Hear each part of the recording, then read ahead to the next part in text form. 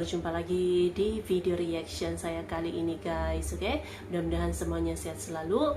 Nah, kali ini saya mau tengok video pembahasan tentang ini ya. Indonesia berhasil, negara Indonesia jadi yang pertama di dunia menghasilkan biodiesel. Biodiesel yang daripada minyak kelapa sawit gitu ya, minyak sawit gitu.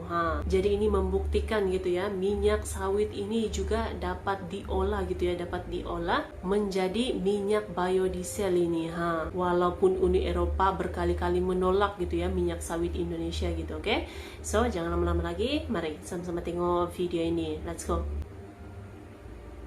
Tidak tergantung pada pasar-pasar ekspor, tidak tergantung pada negara-negara lain yang ingin beli CPO kita.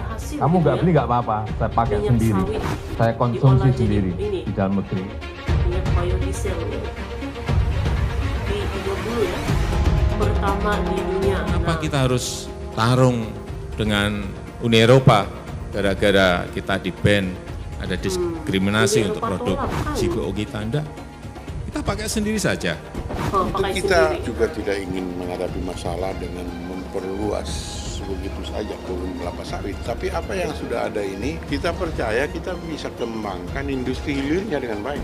Kita tahu ketergantungan kita pada impor BBM, termasuk di dalamnya solar. Ini cukup tinggi. Usaha-usaha untuk mengurangi impor khususnya solar harus terus dilakukan dengan serius.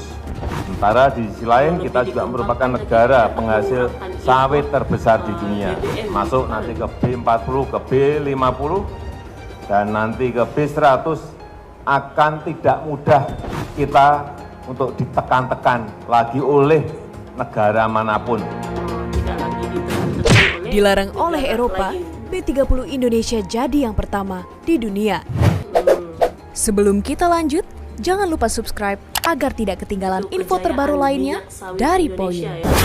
Kalkulasinya jika kita konsisten menerapkan B30 ini akan dihemat devisa kurang lebih 63 triliun. Setelah melalui rangkaian uji coba dan menunjukkan hasil yang positif, pemerintah akhirnya menerapkan program mandatori biodiesel 30% atau B30 yang akan diimplementasikan secara serentak di seluruh Indonesia. Dalam hal ini, Indonesia pun tercatat sebagai negara pertama yang mengimplementasikan B30 di dunia. Meski begitu, Presiden Jokowi mengaku belum merasa puas. Ia meminta kepada menteri terkait dan Pertamina untuk melakukan peningkatan biodiesel yakni B40 dan B50 secara cepat dan bertahap. Untuk implementasi program B30. Bagi saya tidak cukup hanya sampai ke B30. Tadi saya sudah perintah lagi kepada Menteri dan Dirut Pertamina untuk masuk nanti tahun depan ke B40 dan awal 2021 juga masuk ke B50. Adapun 3 alasan Presiden Jokowi dalam mempercepat pelaksanaan implementasi biodiesel adalah untuk mencari sumber-sumber energi baru terbarukan, terlepas dari ketergantungan impor, serta menciptakan permintaan domestik terhadap produk CPO. Mengapa kita harus melakukan percepatan implementasi program biodiesel? Ada 3 alasan. Yang pertama, kita berusaha untuk mencari sumber-sumber energi baru terbarukan. Yang kedua, kita tahu ketergantungan kita pada impor BBM, termasuk di dalamnya solar. Ini cukup tinggi. Sementara di sisi lain, kita juga merupakan negara penghasil sawit terbesar di dunia. Yang ketiga, yang tidak kalah pentingnya, penerapan B30 juga akan menciptakan permintaan domestik akan CPO yang sangat besar. Di negara-negara ASEAN, biofuel sendiri saat ini sedang dikembangkan untuk dijadikan sumber energi terbarukan yang lebih ramah lingkungan. Negara-negara tersebut diantaranya Malaysia, Indonesia, Filipina, dan Thailand, di mana keempat negara ini memiliki target dan kebijakan yang sama terkait pengembangan penggunaan biofuel. Namun, kebijakan tersebut ditentang oleh Uni Eropa.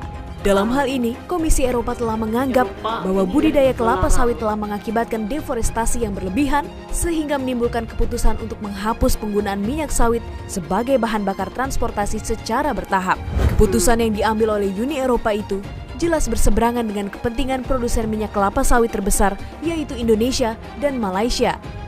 Hal ini juga yang telah membuat Presiden Jokowi geram.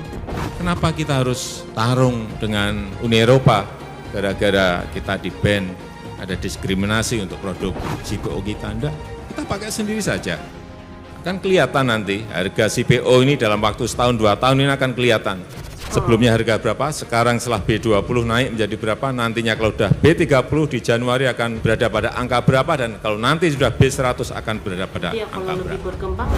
Pengurangan impor CPO yang dilakukan oleh Uni Eropa tidak menyurutkan tekad Jokowi untuk terus meningkatkan produksi minyak sawit dalam negeri. Menurutnya, pengolahan CPO menjadi biodiesel merupakan kemandirian Indonesia dalam bidang energi.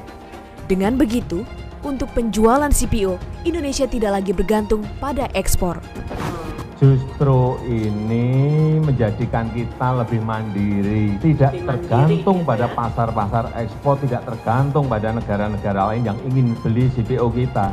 Kamu nggak beli nggak apa-apa, saya pakai sendiri, saya konsumsi sendiri di dalam negeri. Inilah daya tawar kita menjadi lebih kuat. Ngapain kita tergantung pada negara lain kalau konsumsi di dalam negeri bisa ya memakai. Apalagi ini energi bersih.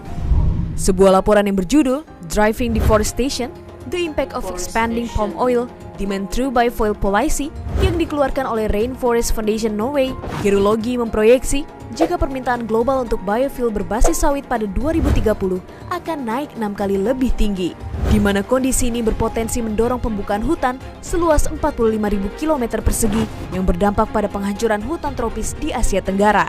Dalam laporan tersebut juga memprediksi jika di tahun 2030, Indonesia akan menjadi konsumen produksi sawit terbesar di dunia. Tentang tudingan Eropa terkait masalah deforestasi, Direktur Jenderal Pengendalian Perubahan Iklim KLHK, Ruanda Agung Sugardiman mengatakan, sejak tahun 2011, pemerintah telah mengeluarkan instruksi presiden atau Inpres Moratorium mengenai penundaan izin-izin baru pembukaan hutan primer dan lahan gambut. Sebetulnya sejak tahun 2011 kita sudah mempunyai Inpres Moratorium penundaan izin baru di hutan primer dan lahan gambut. Artinya sejak awal kita sudah mempersiapkan itu tidak boleh lagi pembukaan untuk kegiatan ekonomi di hutan primer dan lahan gambut ini. Jadi kalau tuduhan Eropa seperti itu sepertinya agak berlebihan ya. Selain itu, Direktur Jenderal Center for Cyber Robert Nasi juga sangat mengapresiasi keberhasilan Presiden Joko Widodo dalam perbaikan tata kelola hutan di Indonesia. Apresiasi tersebut disampaikannya secara tertulis sebagai tanggapan atas beberapa pertanyaan yang diajukan kepadanya saat menyampaikan diskusi kebijakan kehutanan yang diselenggarakan oleh Kementerian Lingkungan Hidup dan Kehutanan. Ini artinya problem B30. Oke guys, jadi itulah dia video pembahasannya ini. Jadi memang ini adalah keberhasilan ya, satu kejayaan yang dapat dicapai oleh Indonesia dalam pengembangan minyak sawit ini ya, menjadi negara pertama yang mengembangkan biodiesel 30% ini. Walaupun Uni Eropa menolak gitu ya, melarang lagi gitu minyak sawit Indonesia ini, tapi Indonesia tetap gitu ya, tetap mengembangkan, dan pastinya gitu ya, kalau nanti sudah berkembang, tadi kan dari B30, B40, B50. Jadi ini kalau semakin berkembang gitu ya, dia punya program biodiesel 30% ini berkembang lagi, pasti akan ada permintaan nantinya gitu. Tidak kira lah Uni Eropa mau menolak ataupun melarang kah, ini Indonesia tetap mengembangkan minyak sawitnya ini. Mantap. So, terima kasih banyak sebab kamu sudah menonton video ini. Jangan lupa macam biasa untuk support channel saya dengan subscribe, like video ini, dan jangan lupa untuk komen juga, oke? Terima kasih banyak dan kita jumpa lagi di video seterusnya. Assalamualaikum.